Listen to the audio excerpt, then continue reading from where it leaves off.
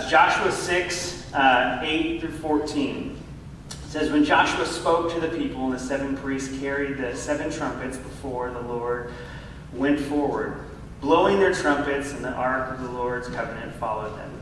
The armed guards marched ahead of the priests who blew the trumpets, and the rear guard followed the ark. As this time the trumpets were sounding, but Joshua commanded to the army, do not give a war cry, do not raise your voice, do not say a word until I tell you to shout, then shout. So he had the ark of the Lord carried around the city, circling it once. Then the army returned to the camp, spent their night there. Joshua got up early the next morning, and the priests took up the ark of the Lord. The 7 priests carried the trumpets, went forward, marching before the ark of the Lord, blowing the trumpets. Armed men went ahead of them, and then the rear guard followed behind the ark of the Lord, while the trumpets kept on sounding. So the second day they marched around the city one time and returned to the camp. They did this for 6 days. It's kind of like an obscure passage, right? You're listening to that going, what are you going to talk about in there? When Pastor Fred said that I was going to speak on that, I was like, what am I going to speak about in there? Because it's not a lot of interesting things going on in there, I think, for most of us when we read it, right?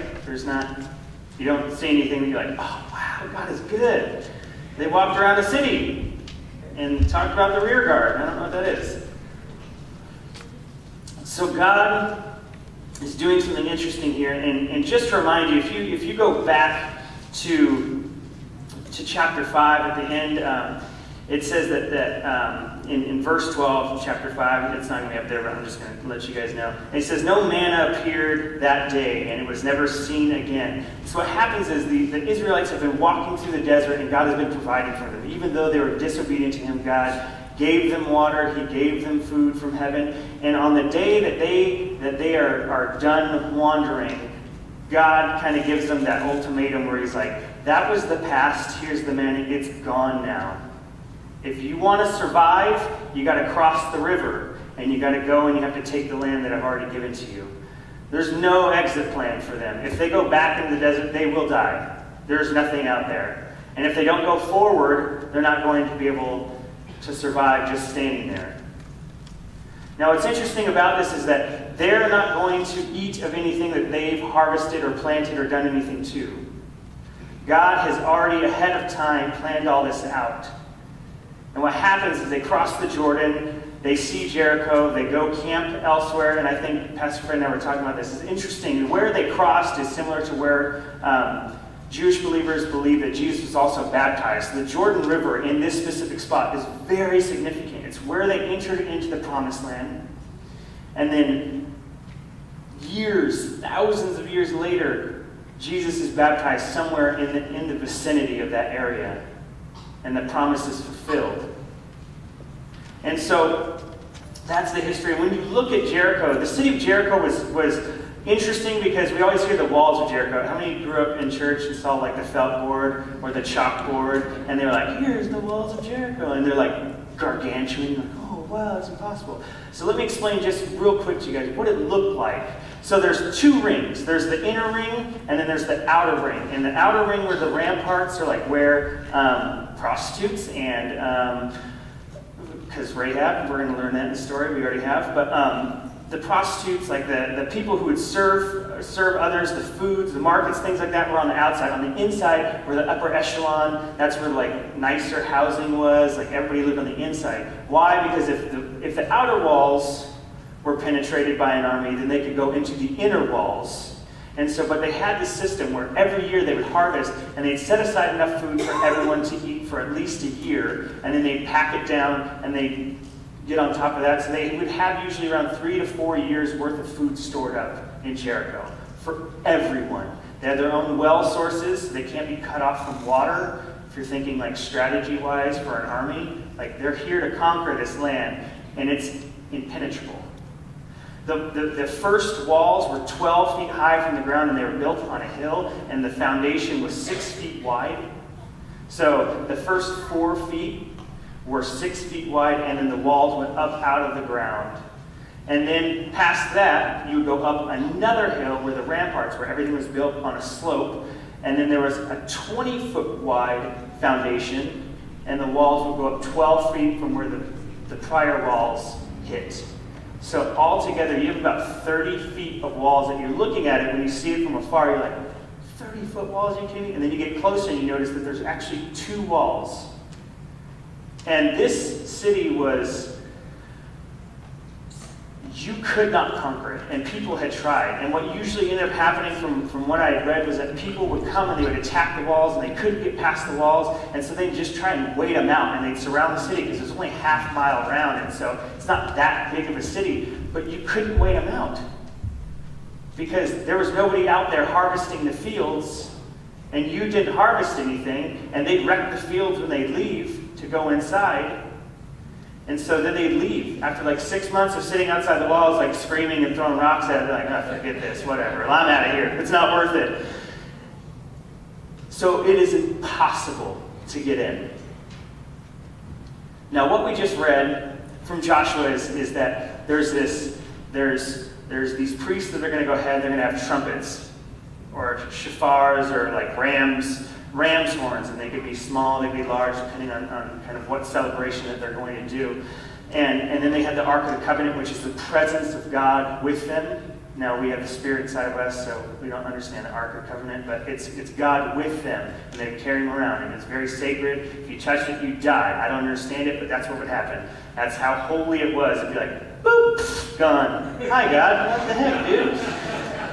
Right? So it's interesting. So what we just read was that there are guards in front, priests, then we have the ark, and then we have the rear guard. So why this is significant to you, there is no significance. For us, it makes absolutely no sense. We're like, this doesn't matter to me.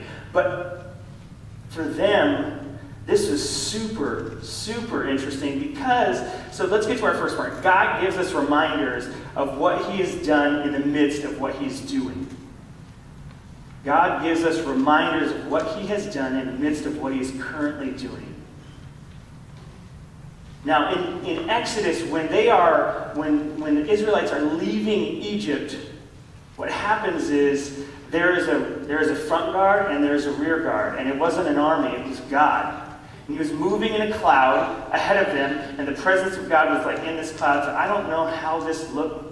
I mean, you can all have an imagination, I guess, but there's a cloud moving, and they're just following it. And the Egyptian army is behind them, and they can see the dust of them coming. Have you ever seen dust of a car from far? I lived in the desert, so when somebody's driving up and you don't know who they are, you can see the dust of the car moving. Who is coming out here? I'm in the middle of nowhere camping. Go away. They could see them from afar, and what happened was once they got to the sea, the cloud moved from being the front guard to the rear guard, and it became night. Normally at night you could see flames and fires of the other camp. What happened was God turned into a pillar of fire for his people so they could see, and he turned into a wall of haze, basically. And the Egyptians could not see the Israelites because the presence of God was with them. God was with them in this cloud, then he becomes the ark, and then he becomes the Spirit inside of us. And so what happens is they have this front guard, rear guard. And in this story, they have the front guard of actual men with shields and things like that, and the rear guard. But what's interesting is that they're not allowed to say a single word the entire time they're walking through. Not a word. Not a single peep. Silence. If you go to Isaiah 52:12, I'm just going to reference it. It says, "But you will not leave in haste or go in flight, for the Lord your God will be before you, and the God of Israel will be your rear guard." And that's when Israel is leaving Babylon. He's speaking to Isaiah, and he's saying, what's going to happen is you guys are going to leave, and I will be in front of you, and I will protect you from the front. But you're not going to go in haste. Why? Because I have your back. I've got the rear guard. God continually reminds us of things that happened in the past and why he has protected you during the things that he's doing right now. He will remind you of these things. Why? Because you need a little bit of nudging of faith. Does anybody else need that? I'm like the worst. Like, I forget about things like immediately after they happen. I'm like, oh God, thank you so much for doing that. And then something else minor happens. I'm like, God, where are you? What are you doing, dude? Like, you just, and now but we were just, and we just don't understand. So God is protecting you from what is in front of you and protecting you from what is behind you. I think it's good for us to remember that, because if we cannot remember that, we can't grasp faith. Because sometimes we feel like we're walking just blindly and just going and doing these things. And God's like, no, you're not just walking blindly. I'm leading you like a shepherd leads sheep. I'm walking ahead of you, and you have the ability to go left, to go right. But if you follow the path that I'm taking, it's going to be much easier. So my second point is silence and fear go hand in hand unless faith stands in the gap.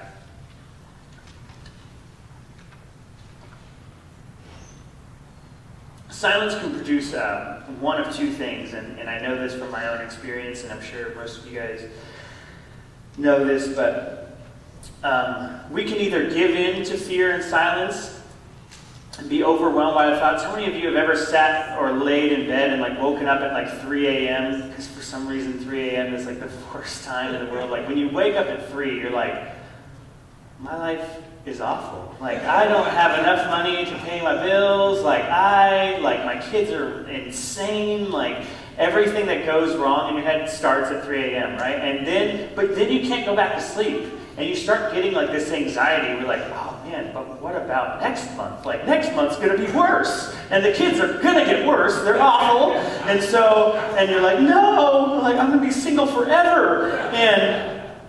And you can let it overwhelm you. And what I think sometimes I do in my own life is like, I believe that God is not working when He is silent. Because there are moments in my life where I'm praying and God is speaking to me and He's giving me words to say and He's encouraging me. And I like feel loved and encouraged. And then there's moments where God is silent. And you're walking around the walls of something that you need conquered. And God is like,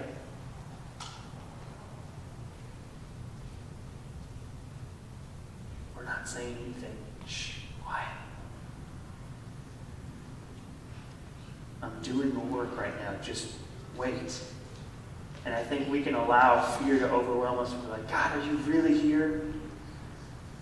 Is the ark here? Is the Spirit here? Is God with me right now? Is this really something that you called us to do, or is Joshua just crazy? Or am I just crazy, God? Have you called me to actually do this, or am I just an idiot that's just following some thought that was in my mind? Is that really God? Or I think sometimes if your faith is not deep enough, I think sometimes we sit there and we go, is God even real? And we start thinking about death, and we start thinking about, what if there's nothing afterwards? What if I'm just living this life like a moron, just giving my money away and helping people out when there's nothing to be gained from it? And God's like, no. You live this life because I loved you, and because I loved you, you need to reflect that back onto people. And trust me when I say this, God is real and He's alive. And in this book, He continually reminds us what He's doing in your life. I mean, it's amazing. Like, we just read 3 passages of where God is saying, I am before you and I am behind you. I will be ahead of you and I'll be behind you. Jesus appears in the Old Testament one time that we really pinpoint, understand, and then we see Him later on in the Bible where He appears as a baby, and God is going behind us and He's ahead of us. If we think of it this way, Jesus was back thousands of years ago, and He's protecting us from what's behind, but also He said, I'm coming again. I am behind you and I'm before you. And I'm here to guard you. And all you got to do is have faith in me. I cannot imagine what it must have felt like. It said that Jericho, they were fearful when they saw Israel. Not only because they saw Israel like this, it's an entire nation who's homeless that's like wandering around. together. So that's got to look weird. And they have a pretty significant size army. And some of them are very skilled. There's a tribe that can switch between left hand and right hand fighting, which is like very, very intense, especially in this day when the Bronze Age. So you don't have like bombs to like blow things up and just be like, we did it. No, they had like hand-to-hand combat. So when you could like get your arm chopped off and be like, sweet, here we go. Psh, dead. It's pretty intense. So you hear these stories of these people and how they're defeating. Like they're not just, the Israelites don't just like take over a land, they conquer. Like God is with them. So when they do things, it says that Jericho, when they saw them coming, they were afraid, and everyone, because Jericho is the city, but all the surrounding area, about a 60-mile radius, was a part of like Jericho, and they heard about it, and everyone came to the stronghold. Everyone just bring all the crops that they can gather as quickly as possible and get in. And they saw them, they were fearful. But when I think they saw the Israelite army like show up and start walking around in a circle, I feel like they had to like be a little bit relieved. They were like, these guys are idiots. Look at them. Like, most people are trying to get ladders up and like they're trying to get over the wall so they can knock the wall in or out. And they're trying to all these things, and God's like, no, I'm going to take you out of the equation. Right? You're going to be completely removed from the idea that you can get in. Because the walls in your life that feel like you cannot conquer them, the things that are holding you back, you're like, man, there's something in there that I really need, or that God really wants me to conquer, and I just can't do it. And God's like, don't worry about it. I will handle it. You can't handle it. What does it say in the Bible? I can do all things through Christ who strengthens me. You can't do anything. I can't do anything. Without faith in Jesus, without faith in God, you cannot do a thing. But I think sometimes we let that fear take over us. And as people are, as they're walking around the city, I guarantee they're throwing stuff at them, because that's what they do. They pour like hot oil over the sides, or people would like try and climb up and then they light it on fire, or they would do things like that to protect the walls. They'd throw things. If you guys ever watch VeggieTales, they'd throw Slurpees at them. Those French peas are mean. They're awful. But that's what they do. Not Slurpees, but they throw things. They shoot arrows at them, and that's kind of why the army had a rear guard and a front guard. They didn't want the priest to get hit. The only thing you could hear was this noise. And the noise was the shofar. The shofar was actually only used in religious celebrations at the time. You wouldn't use it typically in war. This would be like something that you'd have a praise service, and they'd blow the horns, and people would give out a shout to God and a thanksgiving to God, and then they'd say like a phrase all together as one, and then they'd shout to God, and then it'd be like a call and repeat type of a deal. But so it's all you could hear is just the horns, and the people are walking around like all the soldiers like, what are we doing? Like, we just need to get over the wall. Like, why are we walking around all this time? And we let fear take over us. And it says in 1 John 4:18, it says, God's perfect love casts out all fear. No matter how high the wall is, no matter how ridiculous you look while you're walking around these walls, it says, God's perfect love will cast out fear. And sometimes I think we're looking at it going, God, it's too big to conquer, and that's absolutely wrong. There's no way. Ephesians 6:12 says this, our struggle is not against flesh and blood, but is against rulers and authorities and against the powers of the dark world, against the spiritual forces of evil in the heavenly realm. Just as Israel is trying to conquer something physically, they're looking at a representation of strength, and they're looking at it going, man, how are we ever going to get over that? And God's like, this isn't something that is like just a wall. This is the Spirit. We're not fighting against flesh and blood. We're fighting against the darkness of this world. We're fighting against spirits and principalities of darkness. And the only way that you can get rid of darkness is by shining a light in it. If If you look in John, in the first chapter, it's describing who Jesus is, who God is, and it says God or Jesus is the light that shines. It shines in the darkness, and the darkness cannot overcome it. It cannot overcome it. Have you ever been in a dark room and lit a candle, and it's made the biggest difference in the world? If we had the power go out in our house quite frequently, we had a geothermal plant. Whenever something would go wrong, like the entire town, like done. You're like, oh man. But you would light a candle, and the things that were just like almost shadowy, that you were like, oh, I hope I don't run into that, and then you do, you're like, ah, my head. When the candle comes on, you can at least see what's around you. I mean, just the smallest flame can just light up a room, so where you're like, it's almost like when your kids are like, there's a monster in my room, and you're like, no, that's just the lamp hitting the teddy bear and it makes a huge monster on you. You're right, that is terrible. And you knock over the bear, and you're like, that's stupid. Why is it doing that? Right? You've had that moment where you're like looking at something, you're like, it's so scary, and then you turn on the light, and you're like, oh, that's just a coat on a rack or something, like Curious George does. And I have 3 kids, so I watch Curious George. Don't worry about it. But it's crazy because it says that God, or Jesus, is the light of this world, and He shines, and that the darkness cannot overcome it. In Philippians 4:6-8, it says, do not be anxious about anything, but in every situation, by prayer, petition, with thanksgiving, present your request to God, and the peace of God will transcend all understanding, will guard your heart and your mind in Christ Jesus. It's hard to keep that in mind when you're in the middle of a battle. And you're in the middle of darkness going, man, what am I going to do? These people are walking around these walls, and they're reminded, yes, of the front guard or the back guard, but they're like, no, this is a new battle.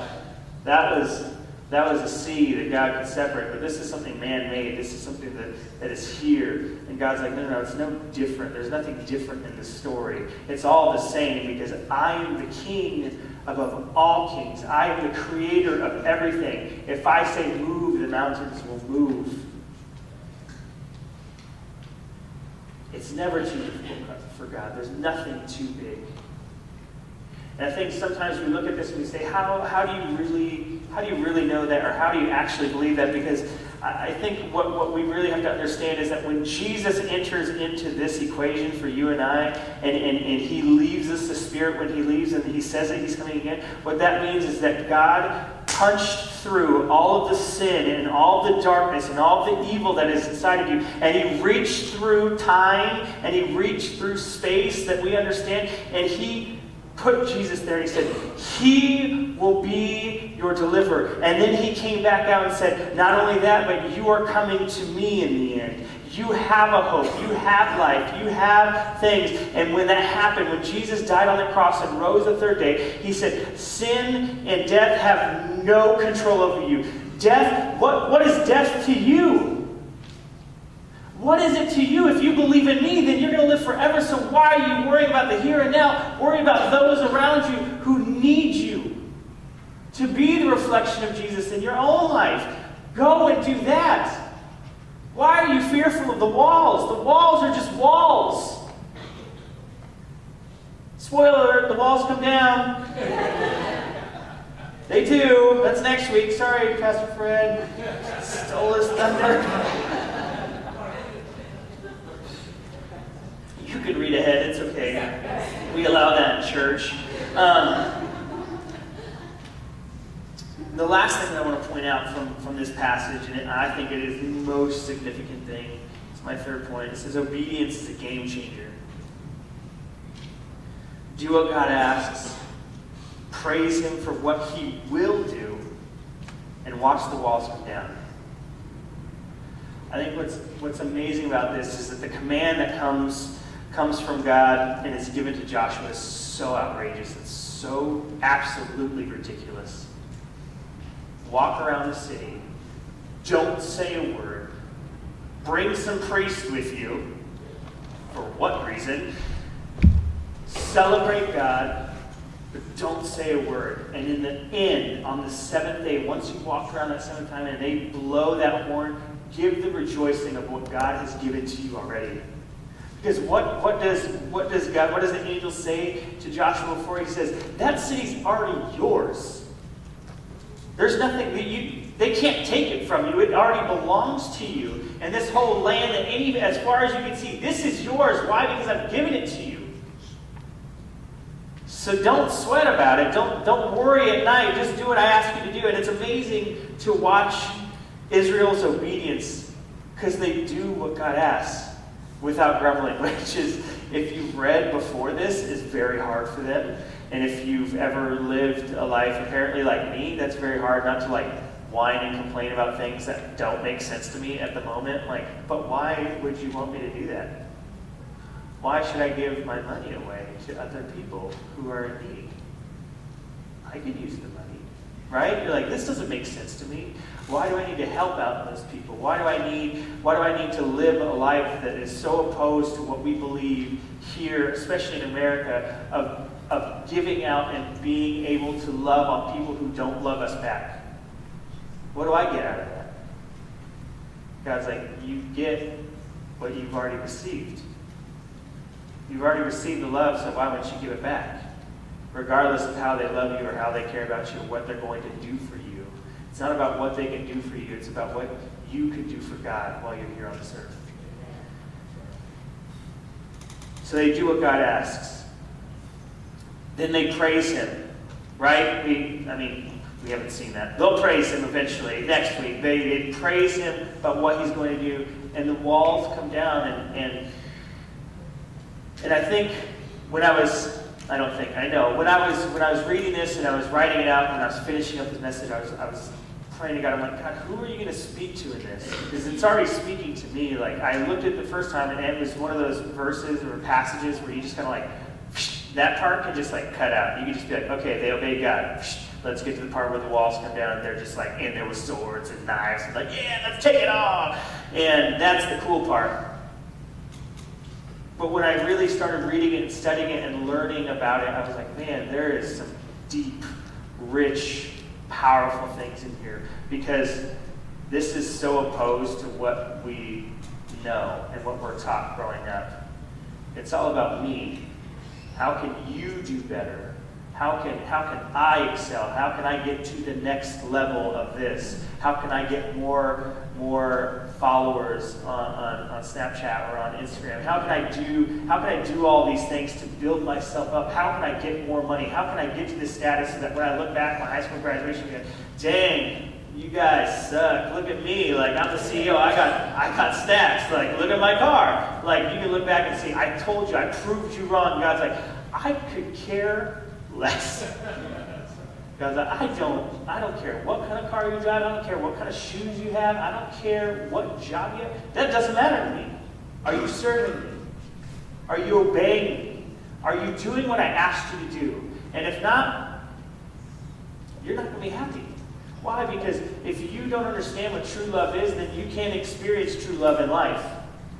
That's Scripture. That's in here. It says that God is love, and that if you don't understand God's perfect love, you don't understand love. Yeah, you may get these feelings, but you're not going to understand what it means.